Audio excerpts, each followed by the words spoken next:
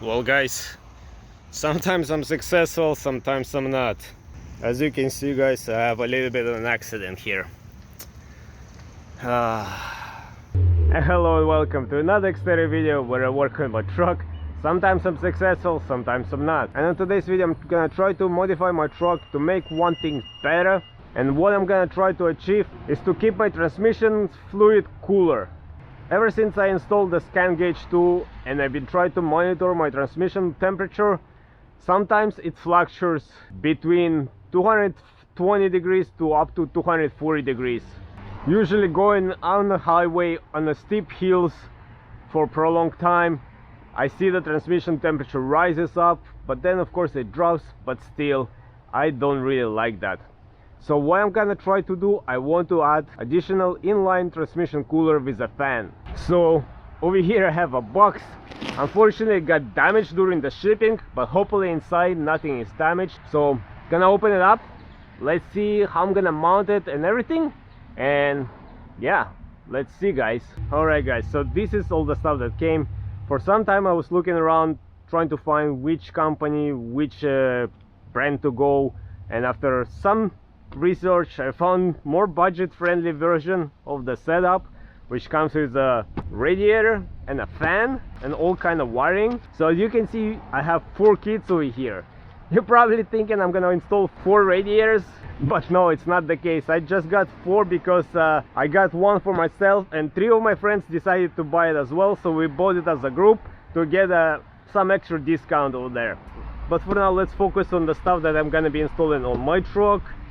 So over here we have a lot of connection. We have a relay, we have a lot of splice connections over here. We have our main fuse over here with for the relay, but we're not gonna probably use it. I'm gonna tie into my wall switch.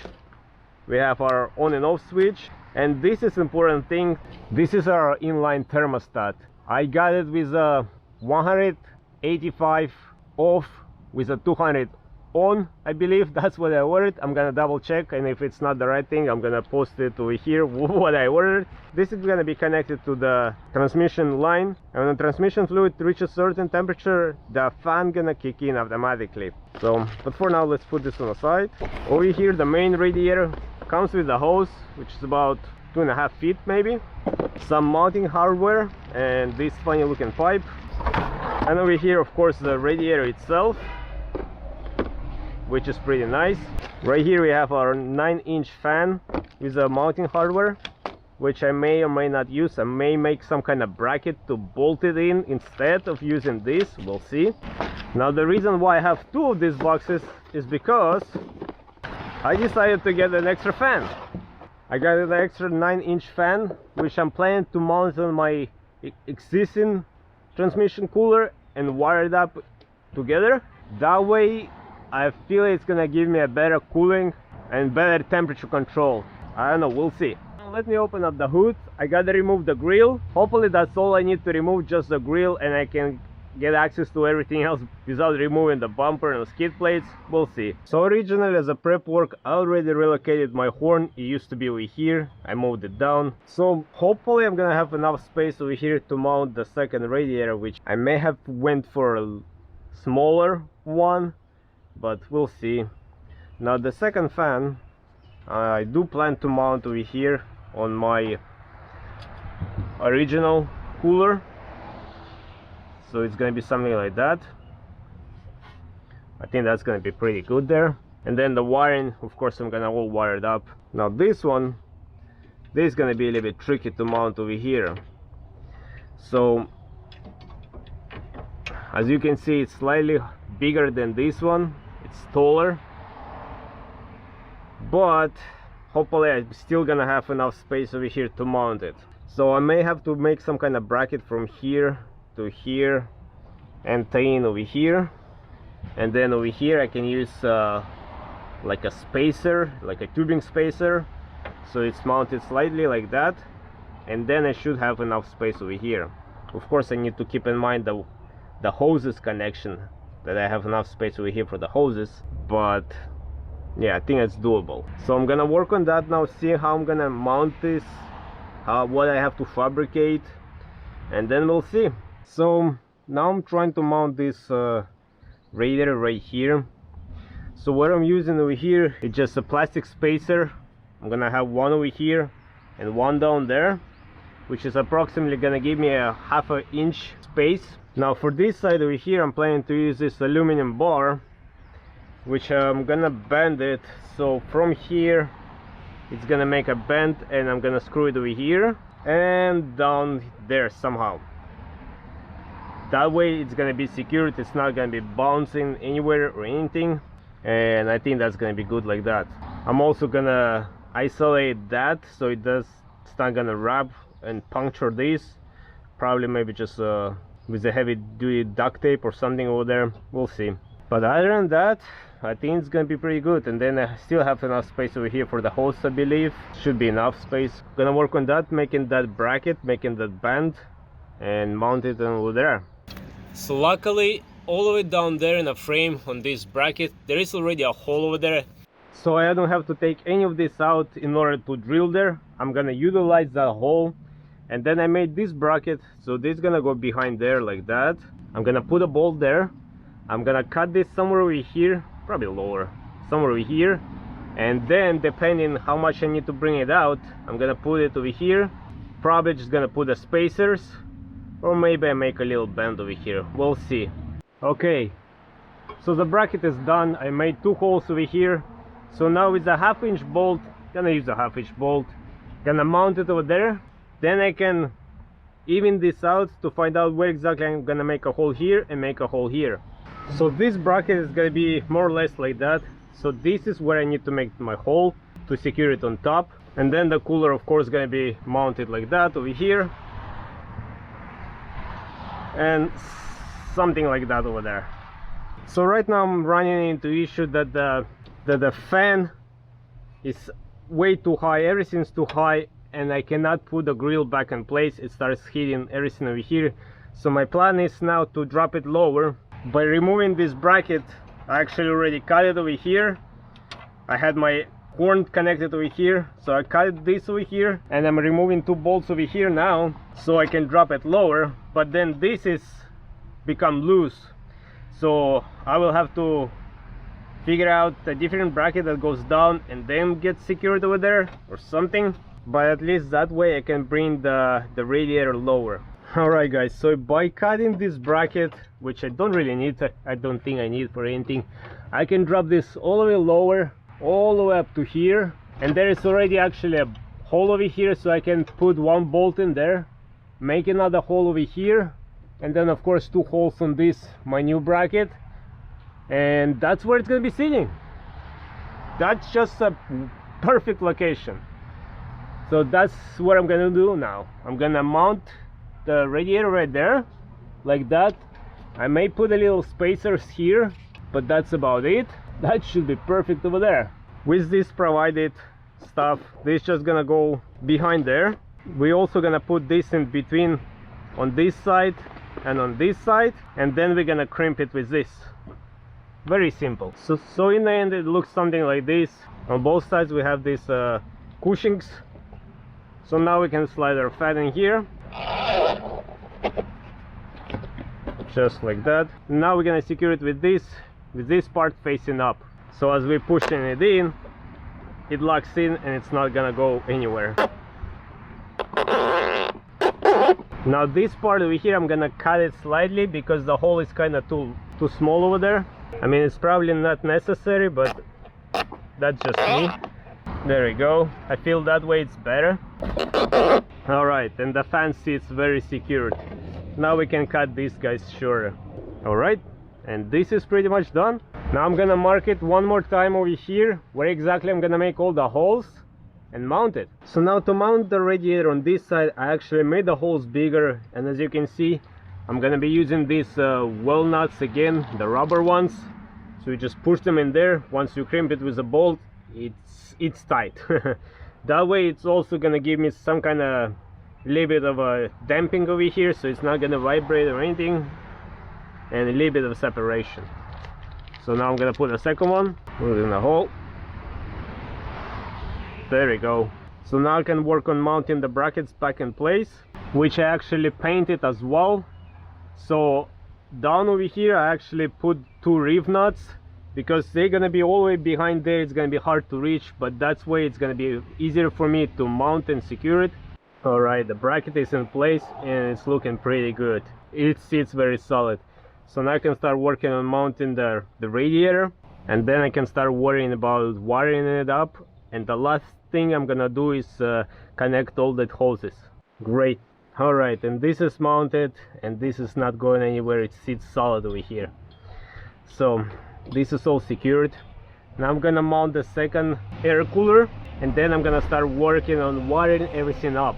So I think, guys, I made a mistake. All these fans are coming with these springs.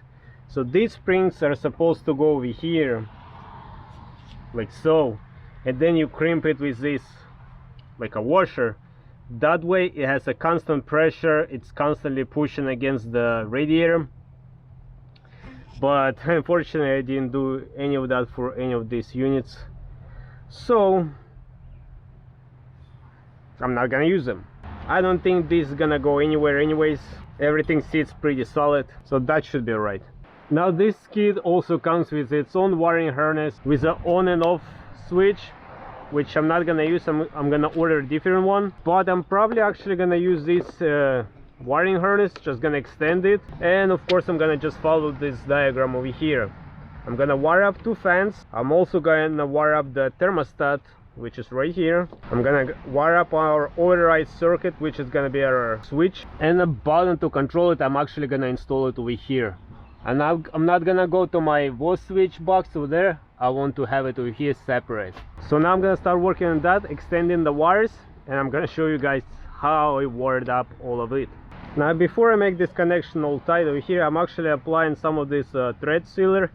I mean, this might not be necessary at all, but why not? And this hole over here, this is actually at a slight angle, so it's like a V shape. So the tighter you get, the tighter it gets. So I'm not probably even gonna put anything there. So now I'm just trying to put the grill back in place. It almost fits. If I push it hard enough, it will fit, but I don't want to do that. So I just gonna trim this plastic over here. There is no need for it sticking out that much. We have this plastic this short. There is no need for this one to be that long. So I'm gonna cut all of this here, and then I'm gonna cut a little bit over here as well. Okay guys, so I cut out a lot over here and over here. So now let's see. Hopefully it's gonna fit now.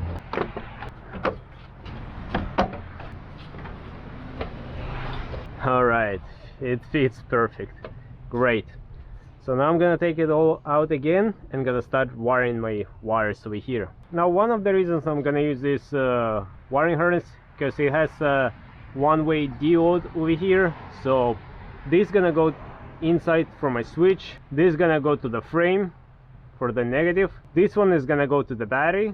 These 2 are gonna go to the fan, and a yellow slash greenish is gonna go to one of the terminals over here like that, and a second terminal is gonna go to ignition switch. So whenever the truck is running, it's gonna be feeding power here and gonna go to here. So gonna work on all of that, wiring and all of that. So actually all of this I'm somewhat gonna be installing over here to my fuse box. What I'm gonna do, my positive, the one's supposed to go to the battery. So this wire I'm actually gonna tie in over here, which is gonna be already fused on a 30 amp fuse. This one just gonna go to the ground. This wire is gonna go to the switch, and these 2 wires actually gonna go out. One is gonna go to for the 2 fans, and this one is gonna go to the thermostat. Very easy. I'm still gonna keep this relay over here just for why not. Let this be on a relay as well, not just on the fuses. This is actually gonna have 2 fuses now, one before the relay and one after the relay, which is fine. More protection, better. So now I'm gonna wire all of this up and run a new wire from here to over here to my 2 fans and to the new thermostat.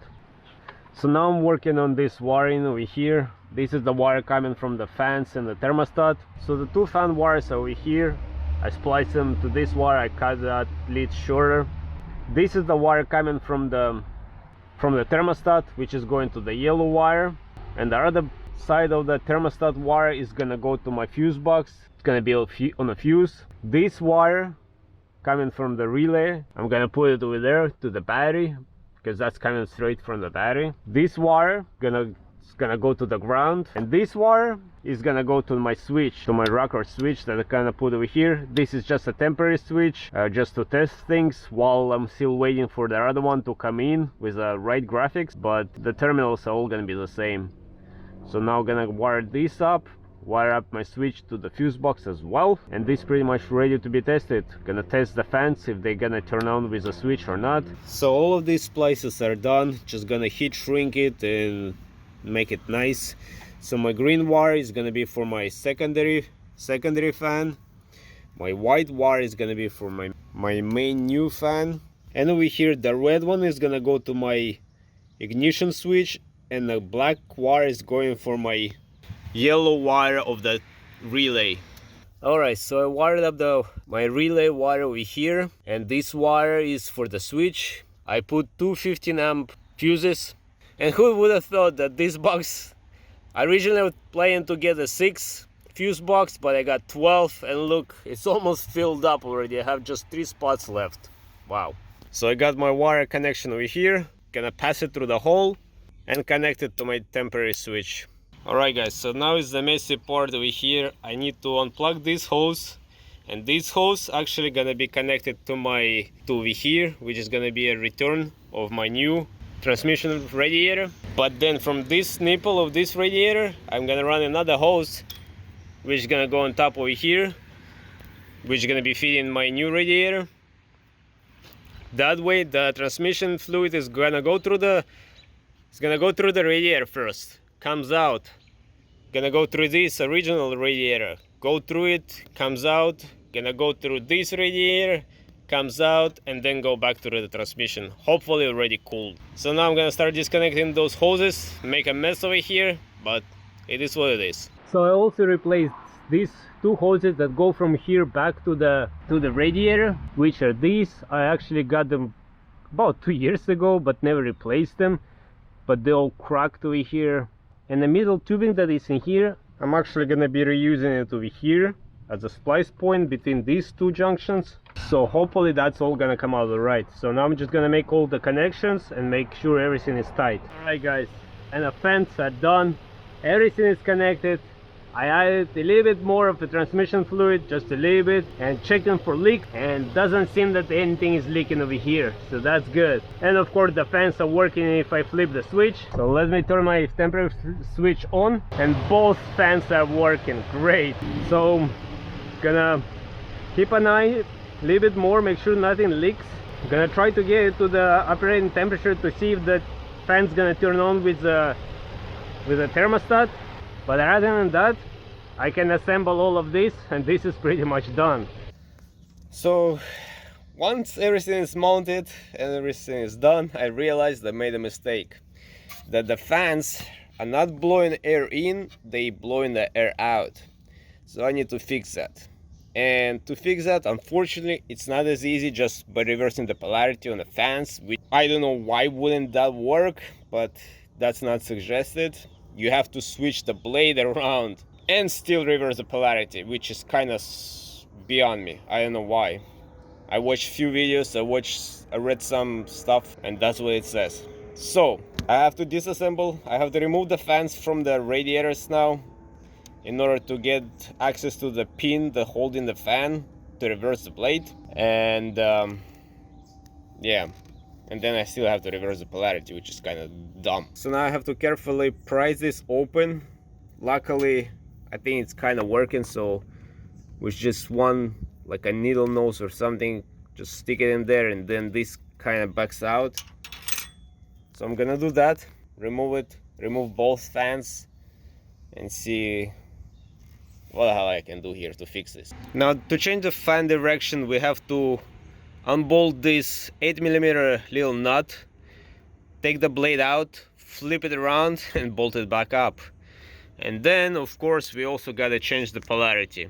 And it's all done. I rewired it, so now it's all good. Hopefully it's all gonna be good now. So now I'm gonna assemble everything back together put the grill back in place, and this is done. So I'm getting ready to do another install for my friend. This is gonna be already the third one. I still have one more set up over there to install, but during that install I ran into issue. I was not getting power on the fan when the switch was on. I was troubleshooting, testing all the wiring connection, everything was fine. I did wire it right, but what happened that these two wires over here, the white wire coming from the switch, inside there they were actually not crimped properly, so they were not giving any juice or anything. So I had to pull the wires out, resplice the plug, and put it back in there.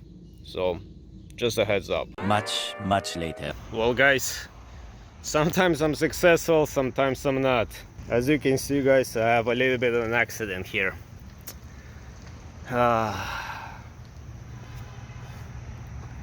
All transmission fluid came out. I barely had enough to cruise over here on this empty parking lot. And yeah, so what happened, the hose over there, the red hose, it ruptured. Now I gotta figure out how I'm gonna get back home to get some parts, more fluid. Hopefully nothing happened to the transmission, but yeah, kinda a little bit sad about it, but hey, better now than somewhere later on. Luckily I'm like only 20 minutes away from the house, so I'm gonna see if I can get right to the house, get some parts, and try to fix this up over here on the spot. Alright guys, help has arrived, so I got a ride home to pick up some parts. So I'm gonna be working on replacing this red hose. So I got the fluid, luckily I have a full jug of it, and of course I'm gonna replace for this much thicker hose. Actually this is the one that came with this cooler, so that's what I should have used originally. So gonna be working on that, replacing all of that, and hopefully it's still gonna all work. Alright guys, so my field repair is done. I actually replaced all the hoses to the much better ones, much thicker ones. So I put a double clamp over there. Maybe it's an overkill, but why not? So now I'm gonna pour some transmission fluid in it, and let's hope it's still gonna work. I hope nothing happened to the transmission, but it shouldn't. I only drove for just a little bit over there when I felt that something's wrong. So yeah. Alright guys, so I'm back home. Just gonna be working now on cleaning all the mess, trying to clean up all the spill, all the transmission fluid that got spilled out everywhere. And this is the hose that ruptured, unfortunately for me. So it ruptured actually in two spots, or one at least over here. I don't know if the camera can see it or not, but yeah, unfortunately this hose is no good. 2,000 years later. Alright guys, what a project it was. It's actually been almost half a year, if not more, since I did this project. We're in the summer of next year already. And since then, that when the hoses ripped, after I fixed everything, after I fixed the hoses, I put a bunch of clamps, I used better hoses. Since then, like I said, everything's been okay, everything's been good.